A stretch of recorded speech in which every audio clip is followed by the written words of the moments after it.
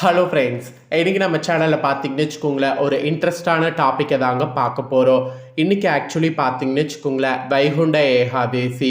இன்றைக்கான வைகுண்ட ஏகாதேசியுடைய சிறப்பே பெருமாள் கோவில்களில் சொர்க்கவாசல் திறக்கிறது தான்.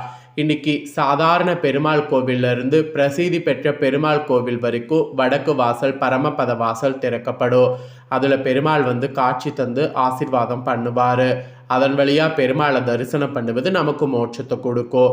இது அனைவருக்குமே தெரிஞ்ச விஷயந்தான். இன்னைக்கு தெரியாத உங்களுக்கு ஒரு உண்மையை சொல்ல போகிறேன். இன்னைக்கான இந்த சொர்க்கவாசல் திறக்கக்கூடிய நாளில் ஒரு பெருமாள் கோவிலில் மட்டும் சொர்க்கவாசல் திறக்கப்படாது. அது என்ன பெருமாள் கோவில் அப்படிங்கிறத உண்மையை உங்களுக்கு சொல்ல போகிறேன். இது வரைக்கும் இந்த கோவில் பற்றி தெரியாமல் இருந்திருக்கும். இன்னைக்கு இந்த வீடியோவில் இந்த கோவில் பற்றி தெரிஞ்சுக்குங்க. பெருமாள் கோவில்னாவே சொர்க்கவாசல் திறக்கப்படும். இதில் மட்டும் ஏன் திறக்கப்படல அப்படிங்கிற காரணத்தை தெரிஞ்சுக்குங்க. கண்டிப்பாக இந்த காரணம் பார்த்தீங்கன்னு வச்சுக்கோங்களேன், ரொம்பவே யூஸ்ஃபுல்லாகவும் ரொம்பவே சுவாரஸ்யமாகவும் இருக்கும். ஸோ நிறைய பேருக்கு பார்த்தீங்கன்னு வச்சுக்கோங்களேன், பெருமாள் கோவிலில் சொர்க்கவாசல் திறக்கப்படுறது மட்டும்தான் தெரியும். ஸோ இந்த மாதிரி ஒரு சில ஸ்பெஷல் கோவிலில் திறக்கப்படாமல் இருக்கிறத பற்றி தெரியாமல் இருக்கும். அப்படி தெரியாதவங்க இந்த வீடியோவில் தெரிஞ்சுக்குங்க. பெருமாள் கோவில் அப்படின்னாவே அங்கே ரொம்ப சிறப்பான விழானா வைகுண்ட ஏகாதேசி தான். ஏன்னா இந்த வைகுண்ட ஏகாதேசியில் சொர்க்கவாசல்ங்கிற ஒரு வாசல் திறக்கப்படும். இன்றைக்கி நீங்கள் உங்கள் ஊருக்கு பக்கத்தில் பெருமாள் கோவில் ஏதாவது இருந்ததுன்னா அங்கே போய் பாருங்கள் இன்றைக்கி எவ்வளோ கூட்டம் இருக்குன்னு. ஸோ அவ்வளோ கூட்டம் அந்த சொர்க்கவாசல் வழியாக உள்ளே போகிறதுக்கு காத்திருப்பாங்க. ஸோ அப்பேற்பட்ட இந்த சொர்க்கவாசல் பார்த்தீங்கன்னு வச்சுக்கோங்களேன், திறக்காத ஒரு பெருமாள் கோவில் இருக்குது அப்படின்னா அது ஆச்சரியமூட்டுற வகையில் தான் இருக்குது. ஸோ ஆச்சரியமூட்டுற வகையில் இருக்கக்கூடிய அந்த பெருமாள் கோவிலில் பின்னணி காரணங்கள் ஏன் என்ன அப்படிங்கிறத எல்லாமே இந்த வீடியோவில் சொல்ல போகிறேன். ஸோ இன்றைக்கி வைகுண்ட ஏகாதேசியில் இந்த ஸ்பெஷல் பெருமாளை பற்றியும் தெரிஞ்சுக்குங்க. இங்கே மட்டும் ஸ்பெஷலாக ஏன் சொர்க்கவாசல் திறக்கப்படல அப்படிங்கிறத தெரிஞ்சுக்குங்க. சரி வாங்க, அது என்ன கோவில் அப்படிங்கிறத பார்க்கலாம். பெருமாள் கோவில் என்றாலே அங்கு பொதுவாக சொர்க்கவாசல் எனப்படக்கூடிய பரமபத வாசல் கண்டிப்பாக இருக்கும். மார்கழி மாதத்தில் இன்னைக்கு வைகுண்ட ஏகாதேசி அன்னைக்கு அனைத்து வைணவ தலங்கள்லையும், அதாவது பெருமாள் தலங்களையும் சொர்க்கவாசல் எனப்படக்கூடிய பரமபாத வாசல் திறப்பு வைபவம் நடைபெறும். நம்மளுடைய சேனல்லையே பரமபத வாசல் திறக்கப்பட்டது, அதுக்கப்புறம் பெருமாளுடைய கருவறையில் காட்சி தந்தது, அதனுடைய வீடியோலாம் ஷேர் பண்ணியிருக்கேன். பார்க்கலனா செக் பண்ணி பாருங்கள். ஆனால் சொர்க்கவாசலே இல்லாத பெருமாள் கோவில்களும் இருக்குது. இங்கு சொர்க்கவாசல் இல்லாததற்கு சிறப்பான காரணமும் இருக்குது. அதெல்லாம் இந்த வீடியோவில் சொல்ல போகிறேன், வாங்க பார்ப்பீங்க. கும்பகோணத்தில் ஸ்ரீ சரங்கபாணி கோவிலில் இந்த ஒரு விஷயம் இருக்குது. அதாவது கும்பகோணம் ஸ்ரீ சரங்கபாணி கோயிலில் இந்த அம்சம் இருக்குது. ஆக்சுவலி 108 திவ்ய தேசங்களில் ஒன்றான இக்கோவிலில் பெருமாள் நேரடியாக வைகுண்டத்திலிருந்து மகாலட்சுமியின் அவதாரமான கோமலவல்லியை மணமுடிப்பதற்காக வந்ததாக ஐதீகோ. வைகுண்டத்தில் தான் எழுந்தருளி இருக்கக்கூடிய ரதத்தினுடைய இங்கு காட்சி தருவதால் இந்த கோவிலில் தனியாக சொர்க்கவாசல் என்பது கிடையாது. இவரை வணங்கினாலே சொர்க்கத்தை அடைந்து விடலாம் என்று கூறப்படுது. அது மட்டும் இல்லாமல் இக்கோவில் உள்ள உத்தராயண தாட்சாயண வாசலை கடந்து சென்று பெருமாளை தரிசித்தாலே சொர்க்கம் கிடைத்துவிடும் என்பது நம்பிக்கை. ஸோ ஃபஸ்ட்டு இருக்கக்கூடிய கோவில் இதுதான், அதாவது கும்பகோணம் ஸ்ரீ சரங்கபாணி கோவில். இந்த கோவில் 108 திவ்ய தேசங்களில் ஒன்று. இந்த கோவிலில் பெருமாள் இப்படி வந்ததுனால இங்கு சொர்க்கவாசல் திறக்கப்படுறதில்லை. ரெண்டாவது கோவில் என்ன அப்படின்னு பார்த்தீங்கன்னா பரமேஸ்வர விண்ணாகரம். இது காஞ்சிபுரத்தில் இருக்குது. ஸோ பரமேஸ்வர விண்ணாகரம் எனும் ஸ்ரீ பரமபத பெருமாள் கோவிலில் சொர்க்கவாசல் கிடையாது. இந்த ஆலயத்தில் மூலவர் பெயரே வைகுண்ட பெருமாள். இவருக்கு பரமநாதன் என்ற திருநாமமும் உண்டு. இவரை தரிசித்தாலே சொர்க்கம் கிடைப்போம் என்பது ஐதீகோ. மூலவரே ஸ்ரீ பரமநாத பெருமாள், தாயார் வைகுந்தவல்லி, விமானம் முகுந்த விமானம். இது 3 தளம் கொண்டு அஷ்டாங்க விமானமாக இருக்கு. மூலவருடைய திருநாமம் ஸ்ரீ வைகுண்ட பெருமாள். அதனால் இங்கு சொர்க்கவாசலுடைய உற்சவமும் கிடையாது, சொர்க்கவாசலும் இங்கு இருக்காது. ஸோ பரமேஸ்வர விண்ணாகரம் காஞ்சிபுரம் கோவில்லையும் இன்னைக்கு சொர்க்கவாசல் திறப்பு கிடையாது. அப்புறம் மூணாவது திருக்கண்ணபுரம் ஸ்ரீ சௌகரிராஜ பெருமாள்.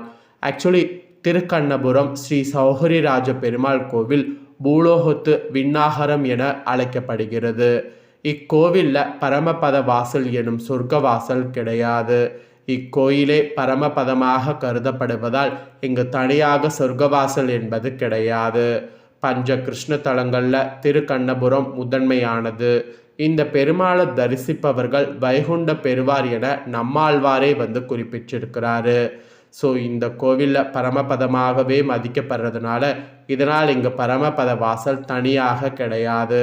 வைகுண்ட ஏகாதசியான இன்றைய நாள் இந்த பெருமாளுக்கு தாயார் சன்னதிக்கு எழுந்தருளி ஆழ்வார்களுக்கு சேவை சாதிப்பார். அது மட்டும் இருக்கும். இன்னைக்கு இந்த கோவிலில் சொர்க்கவாசல் திறப்பு நடைபெறாது.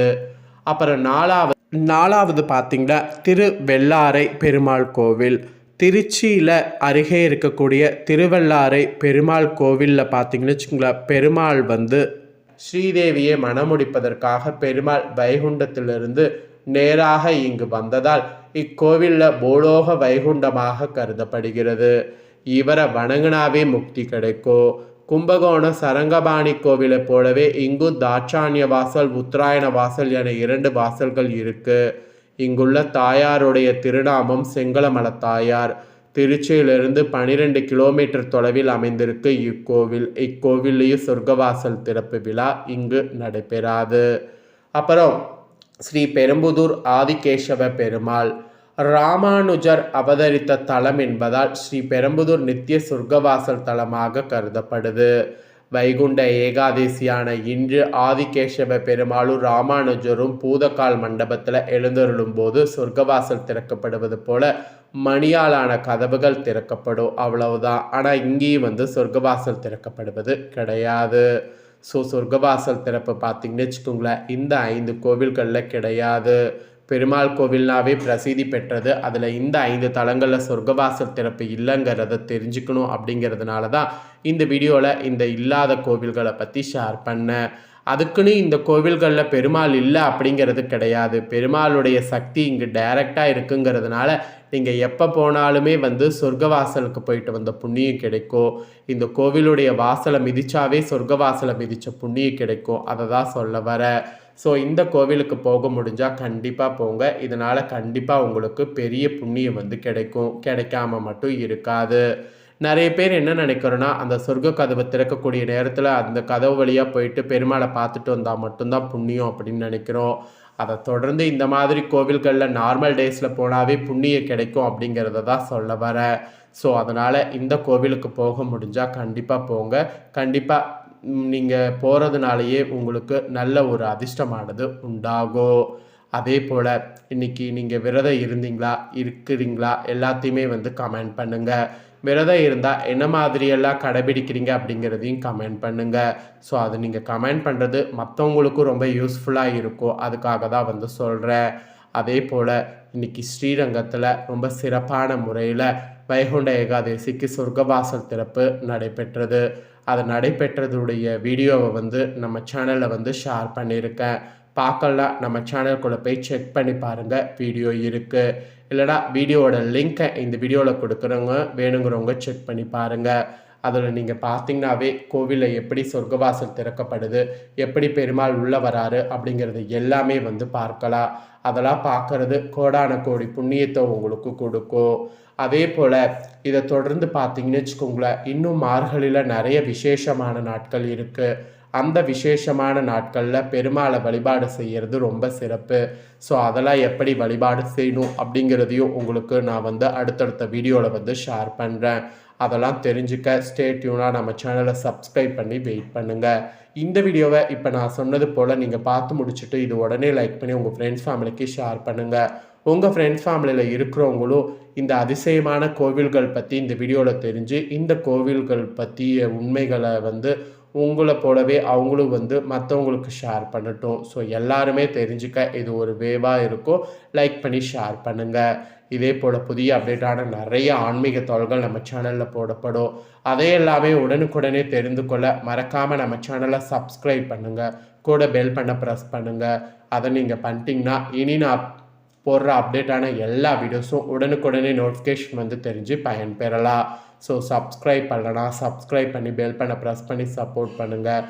அதே போல் உங்களுக்கு வேறு ஏதாவது ஆன்மீக ரீதியாக ஜோதிட ரீதியாக டவுட் இருந்தாலும் கமெண்டில் கேளுங்க. உங்களுக்கான டவுட்டை நான் கண்டிப்பாக வந்து கிளியர் பண்ணுறேன். ஸோ உங்களுக்கு எந்த டவுட் இருந்தாலும் கமெண்டில் கேளுங்க, அதுக்கான வீடியோவாகவே நான் உங்களுக்கு கொடுக்குறேன். அந்த டவுட்டை கிளியர் பண்ணி கமெண்ட் பண்ணுங்கள். நன்றி.